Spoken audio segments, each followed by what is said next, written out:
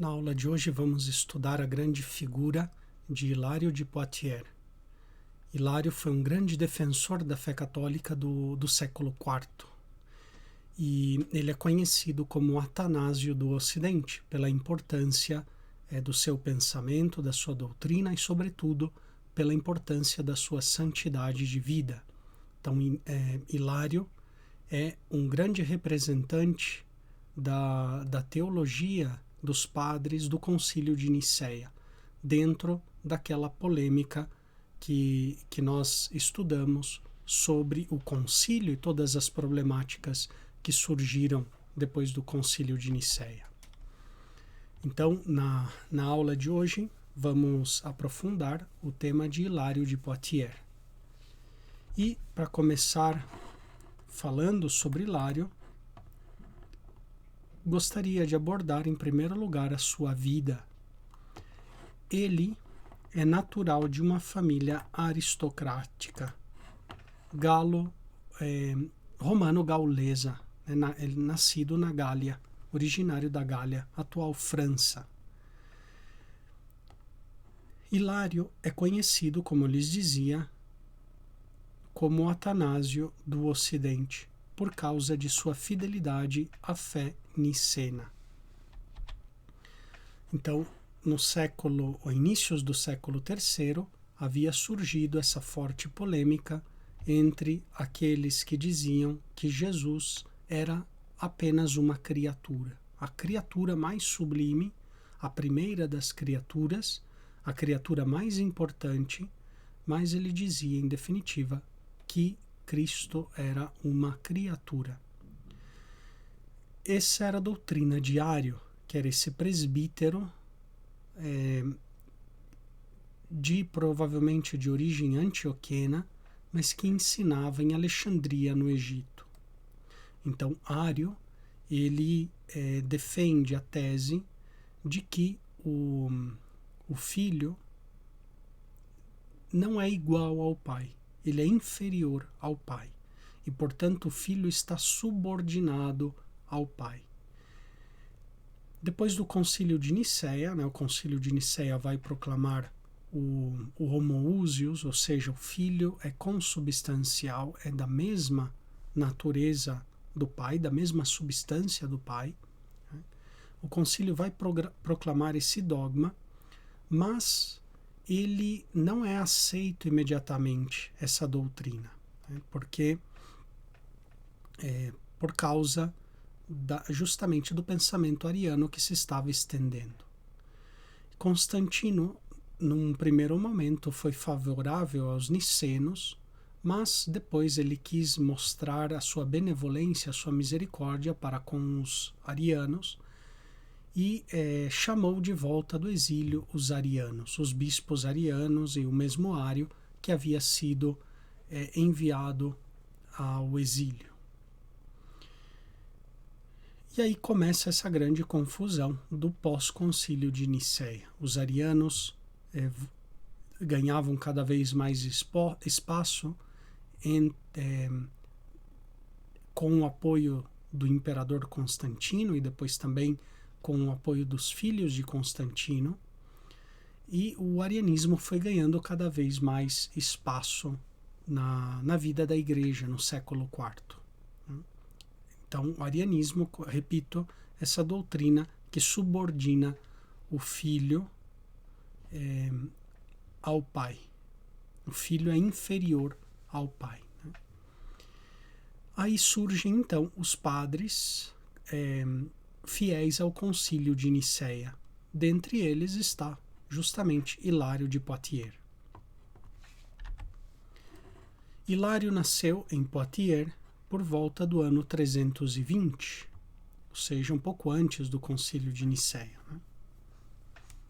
Após o concílio fortemente filo-ariano de Béziers, na França, Hilário foi exilado na Frígia. Então ele foi para o Oriente por causa desse exílio. E lá, na Frígia, Hilário se familiarizou com a teologia oriental. De fato, a teologia oriental era muito mais articulada, muito mais, vamos dizer assim, detalhada, mais inclusive precisa no uso da terminologia. Então havia uma disputa justamente sobre o termo usia, né, substância.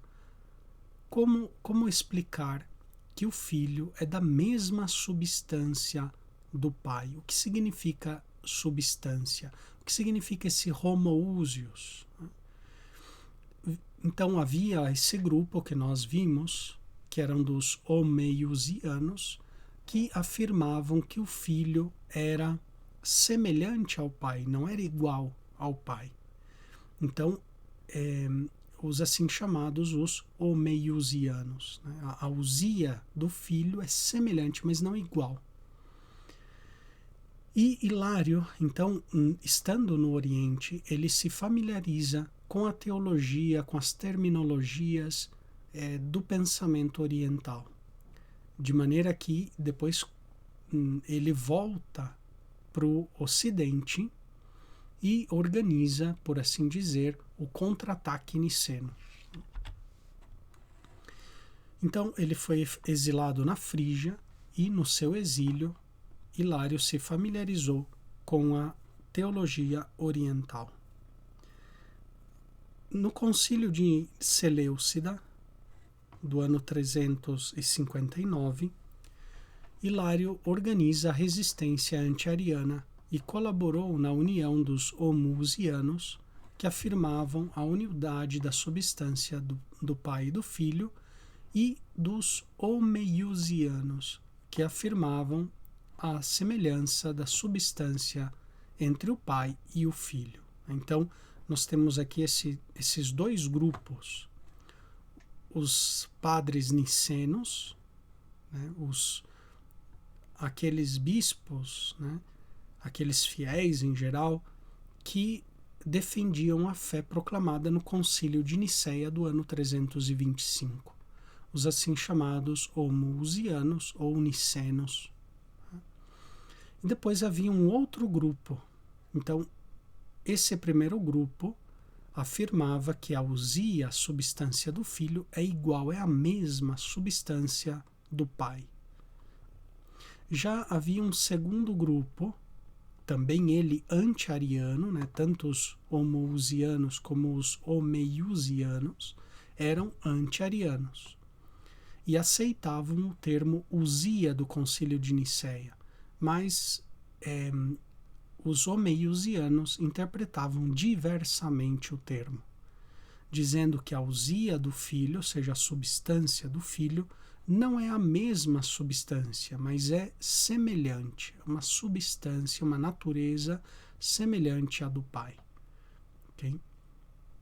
Então, o grande Hilário, ele favorece melhor essa união entre os nicenos, os homoousianos e os homeiusianos, que colocavam simplesmente uma semelhança entre a natureza do pai e do filho.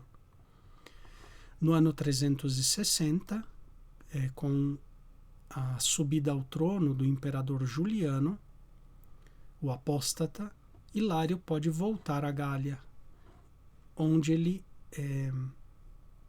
por assim dizer, reorganiza também no Ocidente a resistência contra os arianos. E ele morre por volta do ano 368. Então, durante o seu ministério, depois do seu exílio, também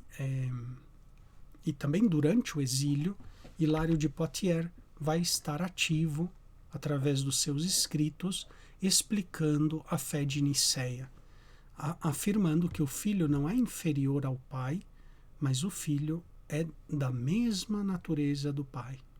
Portanto, o filho também é Deus verdadeiro de Deus verdadeiro. E Hilário foi um dos grandes campeões da fé, porque ele teve que sofrer inclusive o exílio por causa da fé em Cristo Jesus, da fé na divindade de Jesus. Ele sofreu justamente esse exílio por causa da fé, como tantos outros bispos nicenos naquela época, né? Então, muitos bispos foram exilados, que eram a favor do Concílio de Nicéia, visto que os imperadores favoreciam muito o arianismo. Até o ano de 360, né? Morre o imperador, filho de Constantino, e substitui os filhos de Constantino são substituídos por Juliano, considerado o apóstata, porque Juliano, o imperador, ele decide voltar ao paganismo. E voltando ao paganismo, então, a igreja fica livre para que os bispos voltassem às suas sedes. E é o que acontece. Os nicenos, eles voltam do exílio, Hilário de Poitiers volta também para a Gália, né, onde, agora, a partir do ano 360, os nicenos começam a reorganizar essa contraofensiva para, digamos assim, superar a crise ariana, que havia afligido praticamente todo o mundo, todo o Império Romano naquela época, no século IV. Então, Hilário de Poitiers, um grande defensor da fé ortodoxa. De Hilário, nós temos as seguintes obras que nos chegaram. Nós temos uma obra doutrinal sobre a Trindade, o De Trinitate. Hilário não foi o primeiro a escrever uma obra sobre a Trindade. Nós temos a obra, por exemplo, daquele cismático de Novaciano, né? Novaciano escreveu um livro sobre a Trindade, De Trinitate. E muitos outros escritores eclesiásticos, padres da igreja, o mesmo Santo Agostinho, tem também um livro sobre a Trindade, De Trinitate. Hilário tem também obras exegéticas, né? A exegese é a interpretação das escrituras. Então, Hilário tem uma obra intitulada De Mysteris, onde ele vai explicando as escrituras, interpretando as escrituras, sobretudo em relação aos mistérios cristãos, né, dos ritos cristãos e da vida cristã. Ele tem também uma obra que é um comentário aos Salmos, que nos chegou até hoje. Tem o comentário também ao Evangelho de Mateus. Portanto, aqui nós vemos Hilário de Poitiers, um escritor muito completo, doutrinalmente, mas também completo no conhecimento das Escrituras. Toda a sua doutrina trinitária, exegética, também apologética e litúrgica, baseada no conhecimento das Sagradas Escrituras. É um grande amante e investigador das Sagradas Escrituras. E Hilário tem também duas obras apologéticas em defesa da fé do Concílio de Nicéia. Tem um tratado sobre os sínodos, né, sobre os concílios, porque depois do Concílio de Nicéia, muitos concílios arianos foram se sucedendo. E Hilário nos vai narrando o que acontecia nesses conciliábulos, né, heterodoxos, como se agrupavam os arianos, o que eles definiam, o que eles pensavam. Então, esse tratado sobre os sínodos é muito interessante do ponto de vista histórico para conhecer o contexto da crise do pós-concílio de Nicéia. Ele também tem um livro a Constâncio, que era o imperador, imperador que favorecia muito a causa ariana, então ele escreve esses livros ao imperador para trazê-lo de volta à razão, trazê-lo de volta à fé. E, finalmente, no ano 1887, foram encontrados 3 hinos atribuídos a Hilário de Poitiers.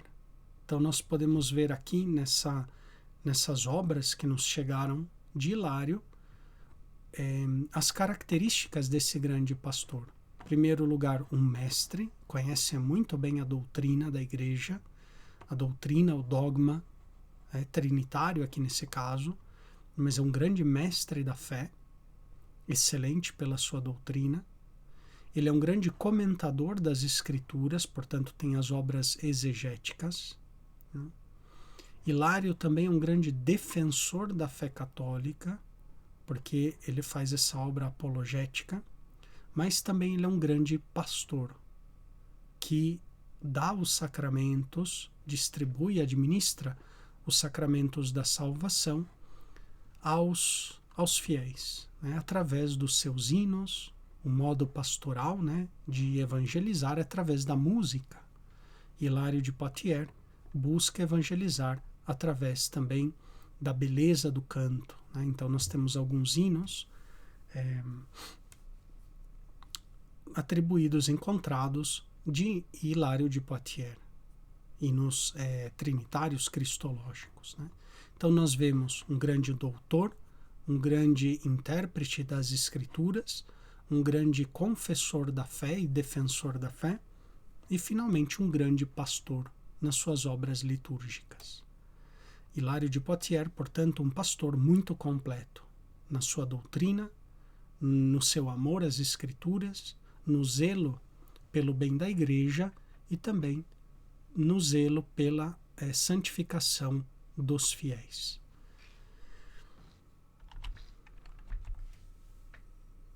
Gostaria então de ler um trecho do Tratado sobre a Trindade de Hilário de Poitiers, onde ele vai falar sobre o Espírito Santo. É interessante esse texto, onde nós podemos ver a pneumatologia de Hilário de Poitiers. E ele diz o seguinte, no livro sobre a Trindade, o De Trinitate, no livro 2, no capítulo 1. E ele diz o seguinte: o Senhor mandou batizar em nome do Pai e do Filho e do Espírito Santo. Quer dizer, professando a fé no Criador, no Filho e no que é chamado dom de Deus.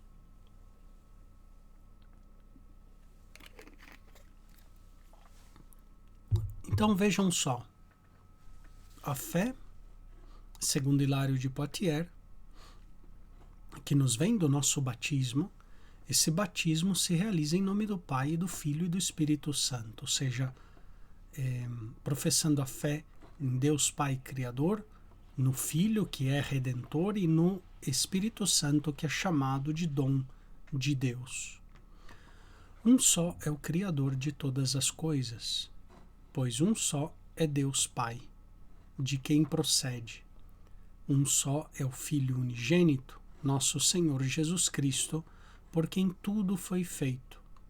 E um só é o Espírito que foi dado a todos nós. Que então, olha só a unidade da Trindade. Um só Deus Pai, um só Filho, Jesus Cristo, um só Espírito que nos foi dado.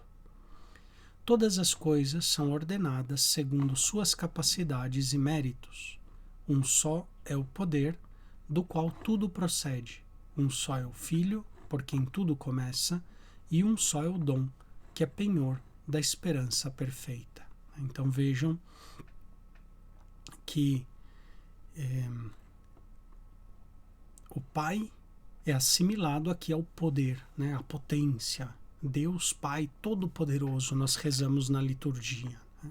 É o poder, do qual tudo procede. Depois, o Filho, ele é chamado primícia, princípio de toda a criação. Por isso, tudo por ele começa, porque o Filho é princípio. E, visto que o Espírito Santo nos foi dado, aquilo que é dado é um dom. Portanto, ele é um dom que é penhor da nossa futura esperança.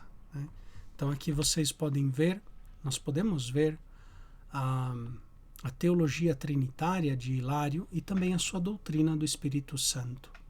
O Pai Todo-Poderoso, o Filho que é princípio e primícias de toda a criação, a partir do Filho, pelo Filho, tudo começa, tudo se realiza, e depois, finalmente, nós temos o Espírito como um dom de Deus que se entrega a nós através do nosso batismo. Então, o Espírito como esse dom que nos é dado pelo batismo.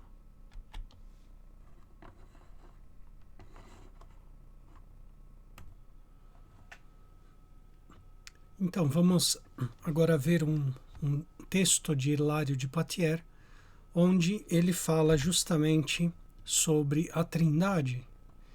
E vemos, né, que tínhamos visto que o Pai e o Filho são e agem unissonamente, né, juntos, em conjunto, sempre Pai, Filho e Espírito Santo. Então nós tínhamos visto que o Senhor mandou batizar em nome do Pai, do Filho e do Espírito Santo. E um só é o Filho, por quem tudo começa, e um só é o dom e penhor da esperança perfeita.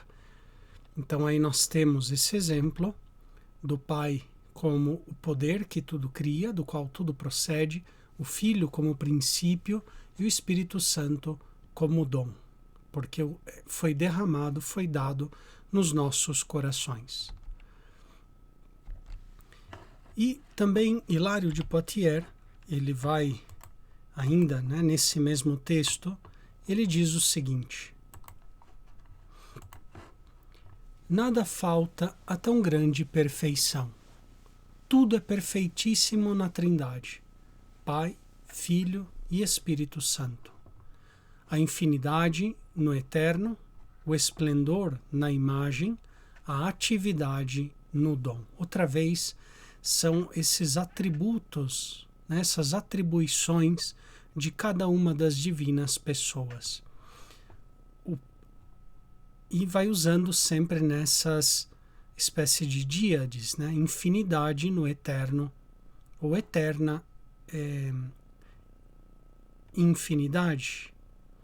O esplendor na imagem, portanto é uma imagem esplendente de beleza. E a atividade no dom, ou seja, o dom é dinâmico, é uma força ativa.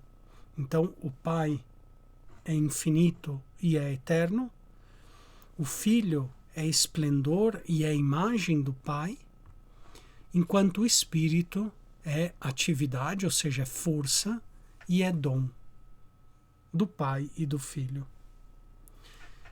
Escutemos o que diz a palavra do Senhor sobre a ação do Espírito em nós. Okay?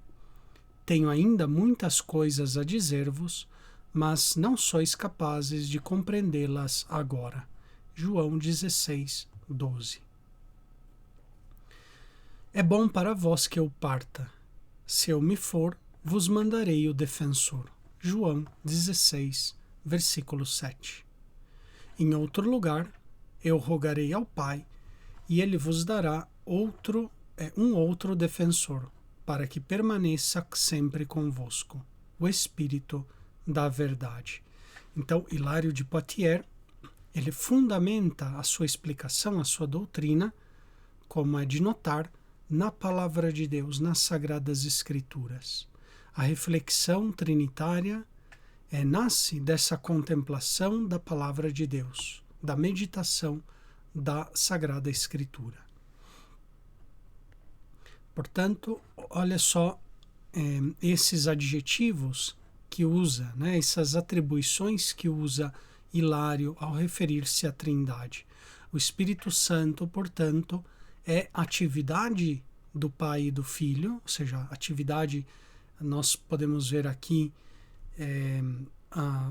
um resquício, né, uma indicação da palavra grega, por uma parte dynamis, mas também a palavra grega energeia, ou seja, a força, a energia de Deus, o dom de Deus, que é uma força, uma vitalidade.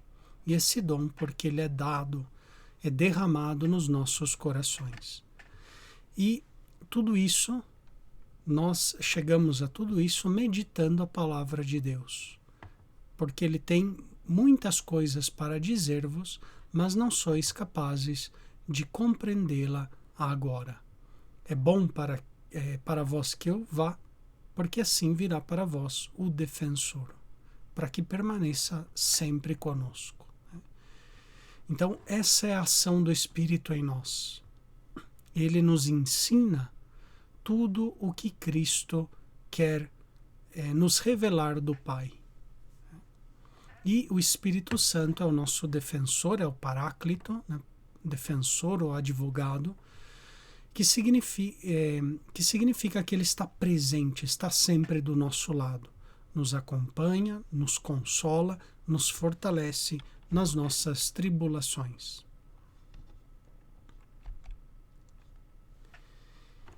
Ele vos conduzirá à plena verdade, pois ele não falará por si mesmo, mas dirá tudo o que tiver ouvido. E até as coisas futuras ele vos anunciará. Ele me glorificará, porque receberá do que é meu. Vejam aqui toda a doutrina sobre o Espírito Santo de Hilário de Poitiers, refletindo a palavra do Evangelho. É o Espírito que nos conduz à verdade plena, porque o que ele fala, ele não fala por si, mas é tudo o que ele ouviu do Pai e do Filho. E inclusive coisas futuras o Espírito nos anunciará. E o Espírito glorifica o Filho, porque ele recebe do que é do Filho, né? Porque receberá do que é meu. Recebe tudo o que é do Filho. Por isso ele é o Espírito que procede do Pai e do Filho. Estas palavras, entre muitas outras, foram ditas para nos dar a conhecer a vontade daquele que confere o dom, e a natureza e a perfeição do mesmo dom. Okay? Então, todas essas palavras do Evangelho de João nos manifesta o que é o dom de Deus, a sua natureza e a sua perfeição. Ele é essa verdade que nos revela o Pai. Por conseguinte, já que a nossa fraqueza não nos permite compreender nem o Pai, nem o Filho, o dom que é o Espírito Santo estabelece um certo contato entre nós e Deus para iluminar a nossa fé nas dificuldades relativas à encarnação de Deus. Isso aqui, esse ensinamento de Hilário de Poitiers é maravilhoso. Né? Vejamos, é o Espírito que vem em ajuda da nossa fraqueza, como diz São Paulo, e é ele que nos faz compreender o Pai e o Filho, porque o Espírito Santo estabelece uma espécie de contato entre nós e Deus, um certo vínculo entre nós e Deus, de maneira que ele nos ilumina a fé. E a gente compreende melhor a encarnação do Verbo. Então, o Espírito é aquele que vem em ajuda da nossa fraqueza, pois nós não sabemos orar como convém. É o Espírito que vai orar em nós e nos vai levar a compreender o Pai e o Filho, crer no Pai e no Filho. O dom que é o Espírito estabelece um certo contato, né, um certo vínculo entre nós e Deus, e nos ilumina, e nos robustece a nossa fé. Então, o Espírito Santo é essa força de Deus. Por isso, Hilário dizia que ele é atividade no dom. É um dom que dá força, que nos coloca de pé. Né? E aqui nós podemos lembrar dos próprios apóstolos, depois da morte de Jesus. Eles estavam cheios de temor, escondidos, fechados. Né? Os evangelhos nos falam que eles estavam com as portas trancadas por medo dos judeus. Então é assim antes da vinda do Espírito Santo. nós somos medrosos, fracos, né? Temorosos, sem nenhuma capacidade de fazer nada de bom. Mas quando vem o Espírito, aí acontece aquele Pentecostes. O Espírito nos coloca de pé nas praças públicas para anunciar o Evangelho. É o que acontece, por exemplo, com Pedro, com Paulo, com João, com Tiago. Eles, discípulos medrosos, se transformam em corajosos anunciadores da palavra de Cristo. Então é isso que nos faz o Espírito Santo. Ele vem em socorro da nossa fraqueza, porque nós não sabemos rezar como convém, não sabemos o que é o melhor para nós e para os nossos irmãos e irmãs. Então o Espírito Santo supre a nossa falta, a nossa fraqueza e nos dá força e coragem para testemunhar a nossa fé em Cristo. Assim, o Espírito é recebido para nos tornar capazes de compreender. Então, o Pai e o Filho nos é revelado pelo dom do Espírito Santo. Como o corpo natural do homem permaneceria inativo se lhe faltassem os estímulos necessários para suas funções, os olhos, se não há luz ou não é dia, nada pode fazer. Os ouvidos, caso não haja vozes ou sons, não cumprem seu ofício. O olfato, se não sente nenhum odor, para nada serve. Não porque percam a sua capacidade natural por falta de estímulo para agir. Assim é a alma humana.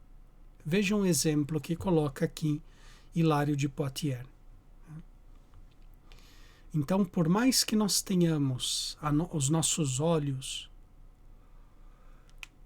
de nada adianta se não há luz para poder ver. Eles ficam inativos.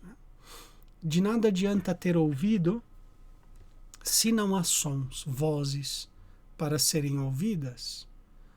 De nada falta ter o olfato se não há odor, então para nada serve. Ele tem o olfato, mas não capta odor. Tem olhos, mas não capta a luz. Tem ouvidos e não ouve. Ainda que ele tenha o órgão natural, mas falta o estímulo para agir. Então nós na vida espiritual, também sem a assistência do Espírito Santo, somos assim. Temos esse organismo espiritual para dar frutos de santidade, mas sem o Espírito, sem essa graça, nós não conseguimos ver com esses olhos que Deus nos deu. Não conseguimos ouvir, não conseguimos experimentar as fragrâncias, os perfumes, os bálsamos do Espírito. É o Espírito que nos dá essa capacidade. Nos dá, aqui Hilário fala desse estímulo. Portanto, olha só a imagem que ele usa, a imagem da luz, o Espírito Santo como luz para os olhos, o Espírito Santo como som, voz para os nossos ouvidos, o Espírito Santo como odor suave para o nosso olfato. É ele que nos faz perceber as coisas espirituais.